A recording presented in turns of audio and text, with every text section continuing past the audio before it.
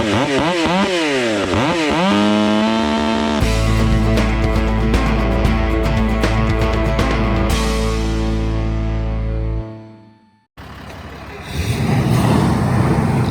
right, we're sharpening chainsaws today with my buddy Jed.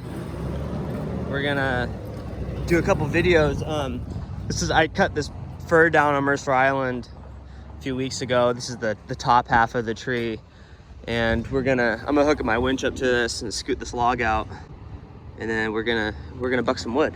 So I'm gonna scoot this log out so you can cut it a little better.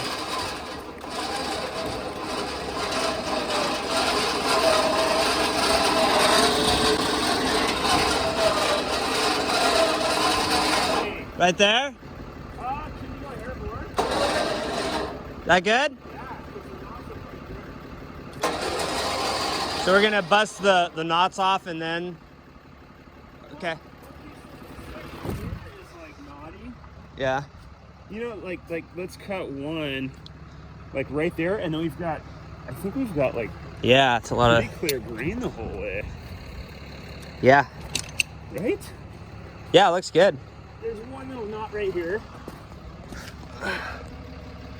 Yeah, I see what you're saying. Just cut it right here, and then it's all just We've got pretty clean clear wood. green, like from this knot to Yeah. that knot is clear. So that's Okay. like 1, 2, 3, 4, but quite a few cookies. So we could almost run our first cut here. I don't know. Cool. I'm gonna turn off my truck. So I've got my 66. This is a 28-inch bar. And this is a chain I've been running, and I've been filing it. I'm gonna take it off, and we're just gonna start over. So we're gonna do this with, I'm gonna take a stock chain, and I'm gonna swap it because I wanna show you, how filing it down compares to the different speed of the stock. So I'm just gonna take this one off and put it to the side. We're gonna start our video with this 28-inch. This is a full comp Oregon 63 gauge square cut chain.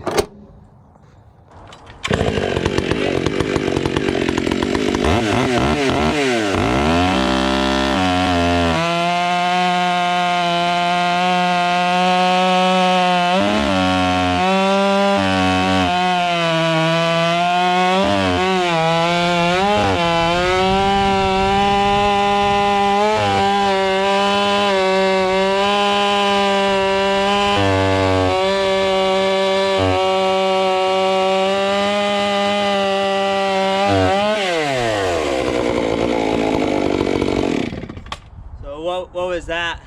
2636. Okay, 2636.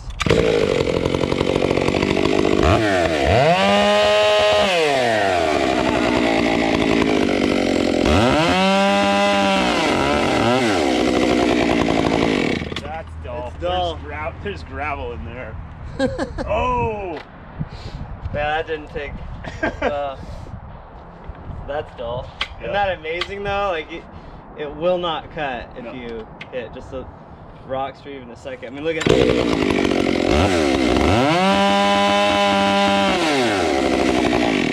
All right. Needs a sharpening. Yeah, she's rocked. All right. I have gotten quite a bit of questions, mostly from Instagram, about how I go about sharpening my chain, and it's really the way I do it's really not complicated. The only thing is I do use these tools. So this is like an Oregon file guide, and it'll show you your angles. And I started out using this guide because it's got this line right here which shows you the angle, and then over time I stopped using the guide because I was like, well, that's easy. I can, with enough practice, like I know the angle that I want the file to be going against the tooth. First off, when you're starting, I always like to start where the abnormality is. So this is where they put the chain together. You see there's this big gap, and I always like to start there because it's just a good indicator that you're done with the chain. But anyways, back to the guide. I figured out though that the problem that I had when taking off the guide is that it's actually relatively easy to be consistent, you know, with your angle like that. But the trouble is that this top plate, can you see that pretty well? Yeah, I'm trying to get in there. So the top plate right here is really critical, you know, the angle of this plate. So, and because the file's round, if you hold the file too high up, then you're rubbing the cutter, the top plate right on the kind of flat side of the file, and you'll get this really blunt. And if you push too far down, you can undermine it and make like a really wicked hook. So that's why I ended up going back to using the guide, because well, it is kind of helpful to have this little line on there, which keeps your angle consistent. Really, for me, what is nice about it is it helps keep my top plate consistent. And so, and there's really not much to it. We'll just stick it in there and start going to town. Anyway, so now you can see like this top plate, it looks pretty good. But there's still a lot going on right here. This is what they call the gullet or the gut. So what I've started to do, a lot of people might think it's silly, is so I'll do the whole chain like that with the guide. And, you know, that's really good for the top plate. The problem that I've had with the gauge, though, is that it's hard to get down. You know, there's a lot of metal still down there, and it's hard to get to with this thing on. So the advantage of doing it without the gauge is you can get more of this metal. And so what I'll do is, like, I'll do the whole chain, and then what I do is I'll take the gauge off, and then I'll just stick it, you know, back into the tooth. And I'm more just pushing straight down or straight towards the corner of the tooth. And, you know, I'll do that a few times. And what that does is it you know, channels out all that metal that's slowing you down right here, what they call the gullet. You know, can you see how much metal there is down there? So that's, I'll do another tooth and you can see the, oops. It's a pretty awesome phone. Yeah, is it working pretty good? Yeah, man, it really comes out with a lot of detail. Oh, nice. You know, and I'm happy with that too. So can you see, Jed, like the difference? So the guide still on, you know, all this metal that I have a hard time hitting down here. Yeah. So see this, and if I were to keep doing the chain, this is a pretty new chain. If I were to keep going like this, you'd get like almost a ski slope look on this bottom part of the tooth. Whereas like way here, too hooked, right? You mean, or no, not hooked like, enough. Yeah, not hooked enough. Because I like it to, Yeah. I like to imagine like a crescent moon, Right. kind of. And then, but if you don't take the gullet out, you get this like ski slope angle because you can't get the metal down there. So that's the difference of, and it might not look like a lot, but it makes a difference taking all that extra metal out of the bottom. And that's what people mean when they say get the gullet or get the gut out. A lot of times I see people like, you know, the guy will walk up to the chain, look at it, and do one of these. You know? You're not gonna determine much from that. No, so like, you know, I just sharpened this one. It feels indistinguishable from this one. They're both pointy. You know. Yeah. Means very little. And you know, just having the top cutter pointy doesn't even say much. Like you could get it pointy with a flat file, right? And it wouldn't cut because, you know, this plate needs to have an angle to it. They call that chisel angle. Right. Yeah, anybody can come up with a mean dagger on the ends. I pretty much just stop once it's pointy, this part in the process. Yeah. That's so much work once it goes in the dirt like that. So much work restoring a decent edge. Yeah, I probably could have just sharpened it without doing that. But it's kind of cool to see how futile the chain was after it. Yeah. It's just 1 second in the gravel. I know. Utterly, you know, unusable. Yeah. I work with a lot of guys, you know, they can do it like this with their left hand. Mm-hmm. I can't tell you how many times I tried that, and for some reason, like, I just cannot do it that way. I absolutely cannot do that with my left hand for some reason. So So I do it in 2 steps. I do all the one side, and then I'll flip the saw around and do the whole other side. Jed, why do you think that like residential guys are so much worse at sharpening chain than timber cutters? Because they're cutting that much more. We cut a lot less wood. Gotta be it. Yeah, we more like. I swear the thing we do most is just drive. Drive trucks. Try not to get in accidents.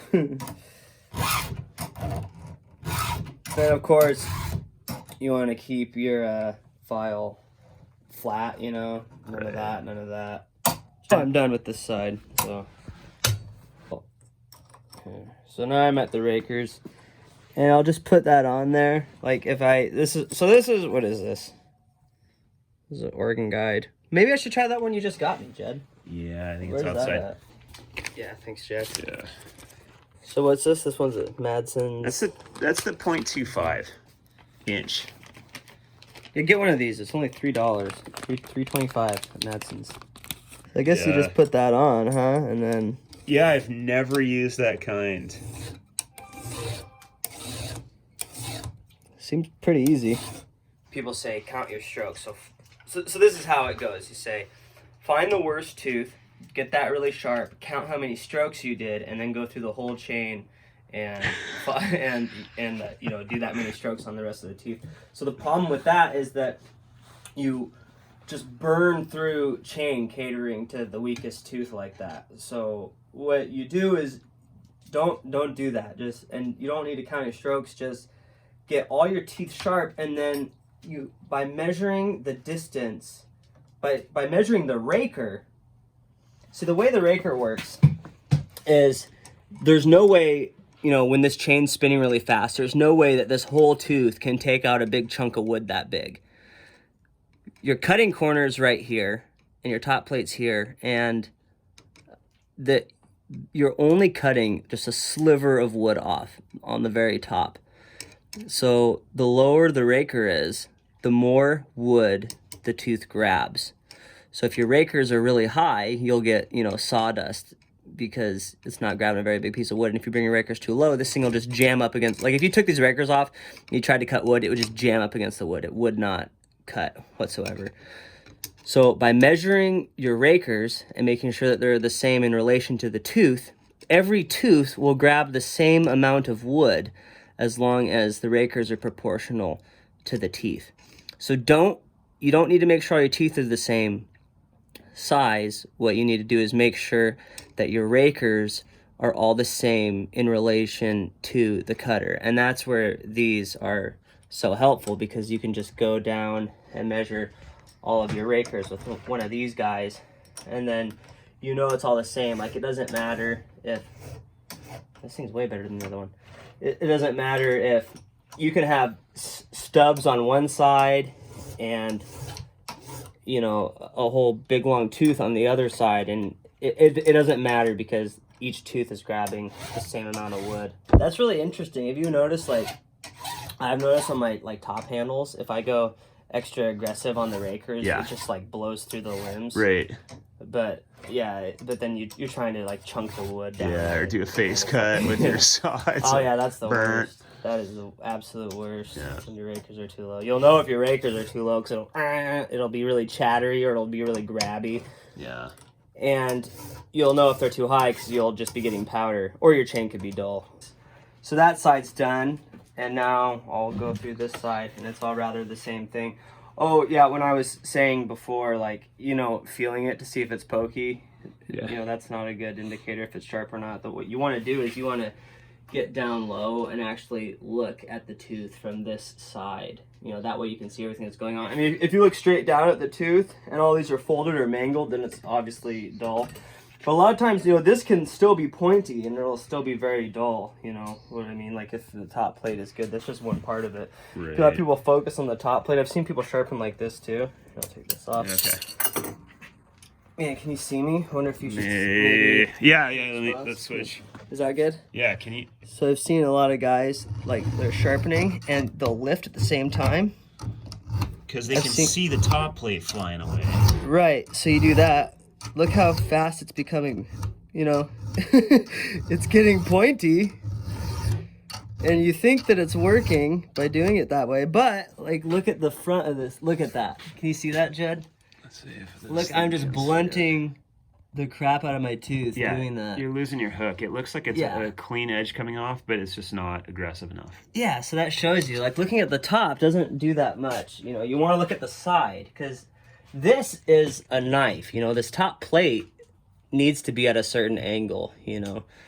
Like I said, that's why they call that the chisel angle of the top plate. So, you know, if you see someone doing that, you know, you might as well take a flat file to it at that point. And that's really why I like the gauge, because the file is forced to sit at the certain proportion to the top plate. You know, if your tooth is running directly at the side of the file, it's flat. If the tooth is running here, you get a wicked hook. And like I work with guys, I stopped using the file for a while because guys, you know, would make fun of me at the shop. You need a file guide, you know, and I just stopped using one, only to my own detriment, because then my chains didn't sharpen as well. And a lot of guys, you know, they don't have the same problem as me. It doesn't matter, you know. But everybody's has different manual dexterity and this and that. Yeah, totally. So if you use a gauge, then you just don't have to. You don't have to be that good. You know? It gets the depth for you. Yeah. Yeah, so many relative angles. When I first started, the first time I ever tried to sharpen a firewood saw with a round file, I thought that it kind of gouged out a piece of wood. I didn't really think it like severed the wood grain in such a way. I thought it just kind of took a chunk out. Yeah. So yeah, all I was worried about was the point, you know? Totally. Yeah. Like an axe or something. Yeah. Yeah, totally. But it's just that, it is a chisel. Like if you watch a carpenter chiseling away at a piece of wood, you get that like thin, you know, like ribbon of wood comes up. Like a planer, like a door planer. Yeah. That's the same thing that's going on. Like the tooth is cutting a very small piece of wood. It's just, there's so many cutters and they're going so fast that it cuts fast. So can you see as I go? Like look at all the metal I'm missing, you know, down there. Like look at all that. Right. This tooth will work. Like, and it'll be fine. You can spend your whole career and you'll be all right, cut it, you know, sharpening like that. But I think you guys are gonna see, I'm gonna make a cut and then I'm gonna come back and I'm gonna carve all the gullet out and make another cut. I think we'll see a difference. You'll get guys too, some guys are not very good at sharpening chain, and the way that they trick themselves to thinking they're good at sharpening chain is they go real wild on the rakers, because when you go really wild on the rakers, it cuts more aggressively and it can sometimes feel like it's cutting faster just because it's pulling so hard. But then like when you watch it go into a big piece of wood and see it bind up and stuff, you know, it's not cutting faster, it's just cutting aggressively. You want it to be consistent and smooth when you're cutting. Let's try this. I'm not done, but yeah, like if I were just to do the guide like the manufacturer wants, I'd be done. But there's another step I'm gonna do. I'm gonna run this thing. Give it a test. That was a really nice fur. Was it? Yeah, but it was like right up against the garage and stuff. Really? They were remote. I don't know. They don't like it. It was a pretty inconvenient tree. Like the jaw? Well, no, I mean like it was growing. They were like putting in a new driveway or something. It had wreaked or wrecked. I don't know how you say that. It wreaked havoc on their driveway. Oh, yeah. So we craned it out. You like those Fiskars? Yeah, I do. I sharpened it with the guide, but I didn't take out the gullet. So we're gonna see how fast that is. So are you ready, Jed? Yep.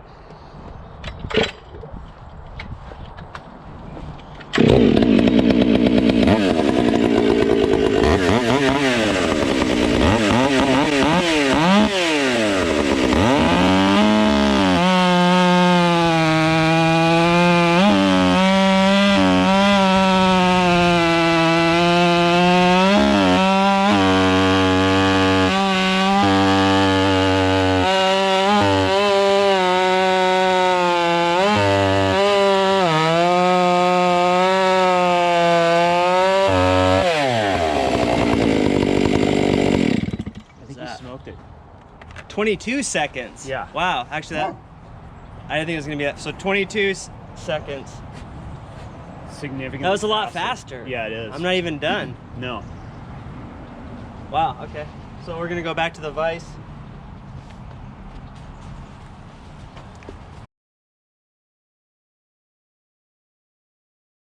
Yeah. All right. So we're back in the vise. So what? So 4 seconds faster. 4 whole seconds faster, 4 whole which seconds is a faster. lot.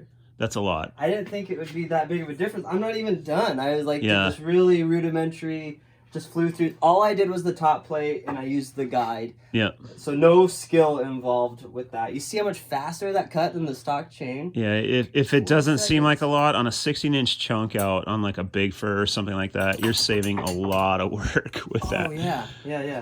That adds up really fast. So, Yeah. So here it is. So Oh, you got it. So all I'm going to do now is I'm going to carve out this bottom, and I'm going to use the same file. I just take off the guide, and then I just put it in here, and instead of I'm not putting any pressure upwards, I'm just pushing straight down.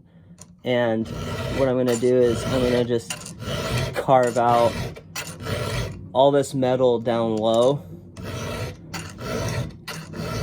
And now I'm going to push it straight back a little bit so that all this, so can you see that tooth? So you see how it's like a crescent moon shape? I'm looking at the right one. Where's the gap? Right there, yeah. Right here. Okay.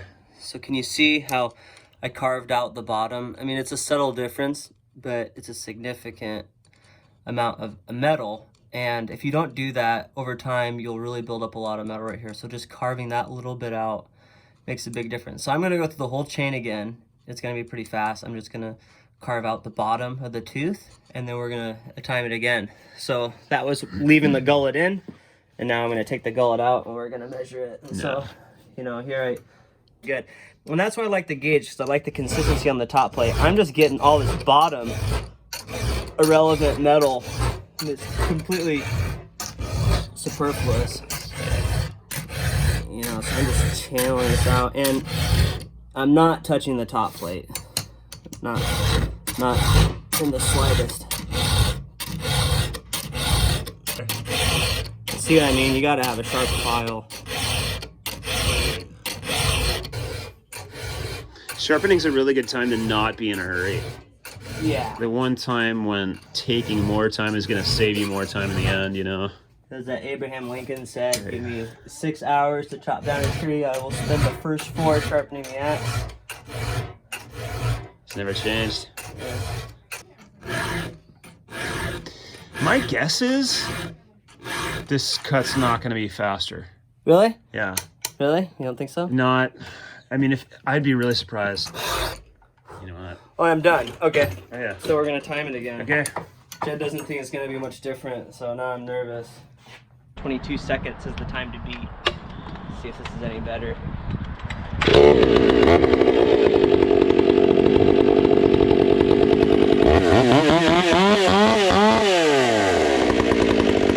Like exactly.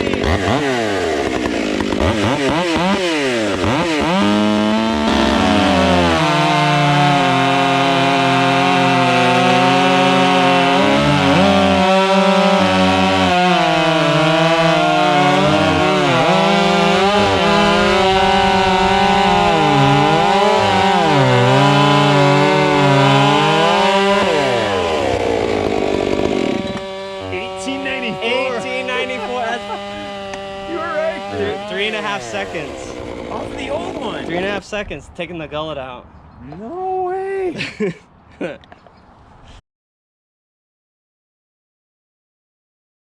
Can't believe it. Like, I knew it was, the stock chain was bad, but man. Yeah. It's so cool. All right, so I just wrote down the times. So the first measurement was stock, 26.36 seconds.